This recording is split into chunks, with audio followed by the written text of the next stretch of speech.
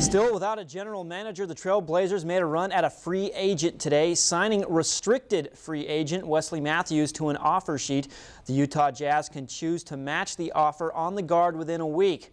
Meanwhile, Summer League ball starts tomorrow in Las Vegas. The point guard position will have an interesting competition as second-year pro Patty Mills and Nevada rookie Armand Johnson should be battling for a roster spot. It's tricky when you get, such great guys in, but you're actually battling for spots, and, him and me do have different styles of games altogether, but, I've been running the 1 and he's been running the 2 on the same team, and to be honest, I'm enjoying playing with him on the same team. He's teaching me a lot of things, so I'm just taking up whatever he can teach me, and I'm trying to soak it up like a sponge, and he's helping me out a lot. The Blazers open Summer League play tomorrow at 3 o'clock against Houston. According to online reports, former Oregon basketball player Matthew Humphrey will transfer to Boston College.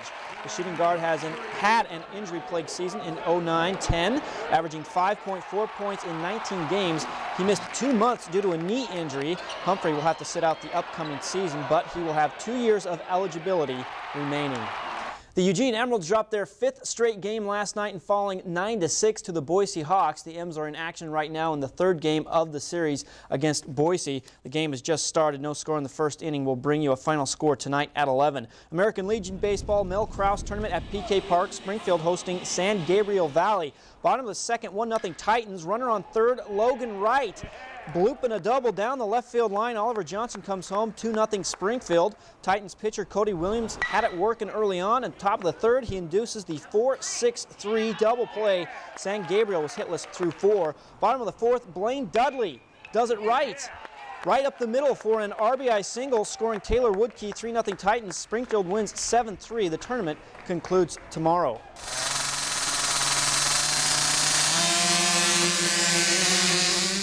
And with that, Mad Max Miller is off and running. The 8-year-old motocross rider from Springfield is not only one of the top racers in his age group in the Pacific Northwest, but also the entire country. He and his father, Mike, have both qualified for the American Motorcyclist Association's Amateur National Championship in Tennessee next month.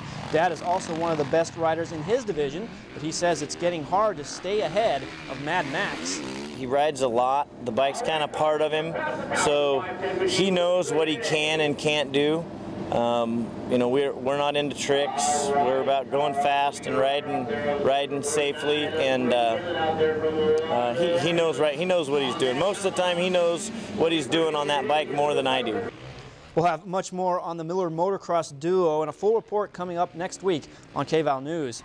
Some of the future stars in track and field displayed their talents at Hayward Field today. The Hershey's Track and Field Games brought in more than 600 athletes from all across Oregon to compete for a chance to advance to the national meet held in Hershey, Pennsylvania. The Hershey Games began more than 30 years ago, and since then there have been several elite athletes who have competed in the meets.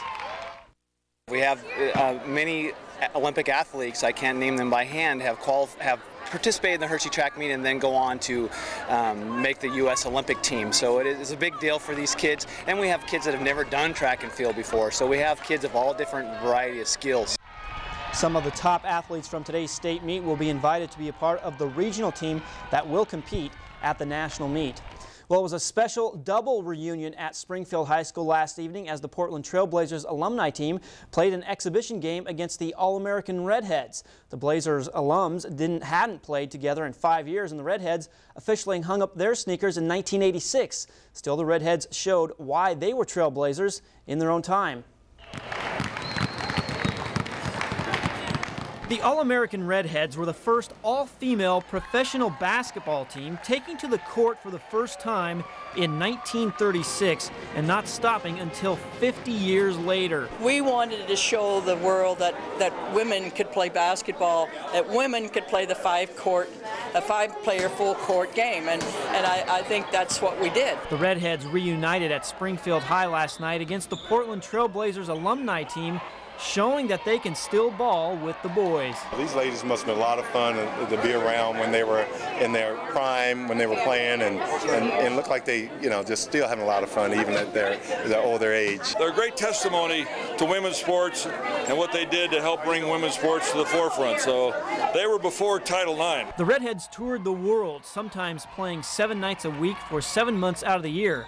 blazing their own trail. And we've shown people the first thing that girls, women could play basketball. I mean, that was our first goal, was to show that we could play basketball, and then to go from there. We played for the love of the game, not for a lot of other things, but we just love the game. It wasn't all the money and nothing, just love of the game. The way it should be, all for the love of the game. Absolutely. Adorable. How cute is that?